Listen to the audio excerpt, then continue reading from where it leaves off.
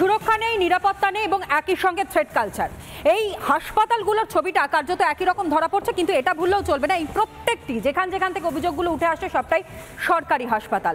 আর সেই সরকারি হাসপাতালেই কার্যত কর্মবিরতির ডাক দিতে হয়েছে বাধ্য হয়ে জুনিয়র চিকিৎসকদের। সরাসরি নজর রাখবো এই মুহূর্তে এলিনা আমাদের সঙ্গে রয়েছে। এলিনা, এই মুহূর্তে সেখানকার সার্বিক পরিস্থিতি কি রয়েছে? চিকিৎসকেরা যারা অবস্থানে রয়েছেন, অনেকটা সময় পেরিয়ে গিয়েছে, এখনো পর্যন্ত কোনো সদুত্তর কি সামনে আসছে?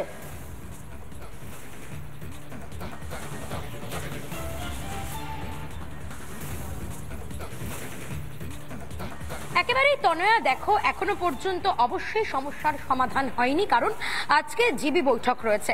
আর সেই জিবি বৈঠক বিকেলের মধ্যে অনুষ্ঠিত করা হবে। সেই জিবি বৈঠকের পরে তারা সিদ্ধান্ত নেবেন যে তারা আগামী আন্দোলন বা তাদের আগামী কর্মসূচি ঠিক কি হবে। তবে কর্মবিরতি থেকে এতটুকু কিন্তু সরে যাচ্ছেন না জুনিয়র চিকিৎসকেরা।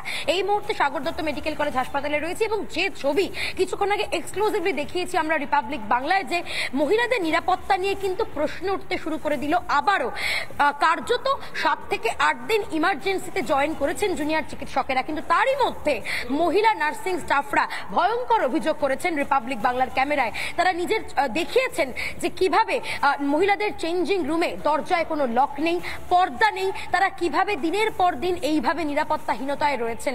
বারবার তারা বলা সত্ত্বেও হাসপাতাল কর্তৃপক্ষ কোনো কথা কিন্তু কানে নেননি। উপরন্তু চলছে থ্রেট কালচার, হুমকি দেওয়া চলছে, কারণ তাদেরকে বলা হচ্ছে তারা যদি মুখ খোলেন, তারা যদি প্রতিবাদ করেন, সেক্ষেত্রে তাদেরকে অন্যত্র বদলি করে দেওয়া হবে কিংবা সার্ভিস বুক থেকে তাদের নাম লাল কালি দিয়ে কেটে দেওয়া হবে। আর এর সঙ্গে সরাসরি নাকি যুক্ত রয়েছেন হাসপাতালের এমএসভিপি, তার নাম করেও অভিযোগ জানিয়েছেন নার্সিং স্টাফেরা। তারা জানিয়েছেন এমএসভিপিও এই থ্রেট কালচারের সঙ্গে যুক্ত। মহিলাদের নিরাপত্তা কোথায় তাহলে, সেই বিষয়ে প্রশ্ন উঠছে। তুমি দেখতে পাচ্ছ এই হচ্ছে সাগর দত্ত। তুমি আমাদের সঙ্গে থাকো, অর্থাৎ এই সাগর দত্ত মেডিকেল কলেজ হাসপাতালেও কি সেই সন্দীপ ঘোষের মতন কেউ যুক্ত রয়েছে, যে কারণের জন্য অভিযোগগুলো পরপর সামনে আসছে? জানি না, হয়তো কেঁচো করতে গিয়ে কেউটে বেরোবে। তবে বিকাশ রঞ্জন ভট্টাচার্য তিনি কি বলছেন এই প্রসঙ্গে, শোনাই। যে সাধারণভাবে যারা একটু প্রতিবাদী, গণতান্ত্রিক কণ্ঠস্বর, সে যে কোনো পেশাতেই হোক না কেন, তাদের উপর আক্রমণ বিভিন্ন কায়দায় হয়। এদের মূল সংস্কৃতি হচ্ছে ভয় দেখাও, জুলুম করো, গুন্ডামি করো এবং বাধ্য করো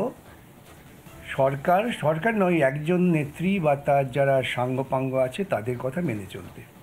তা না হলে এই রকম উত্তাল পরিবেশেও কালকে সাগর দত্ত হাসপাতালে যা ঘটেছে, এরপর কি রাজ্য সরকারের বা স্বাস্থ্যমন্ত্রী, পুলিশ মন্ত্রীর সামান্যতম নৈতিক অধিকার থাকে ক্ষমতায় বসে থাকার?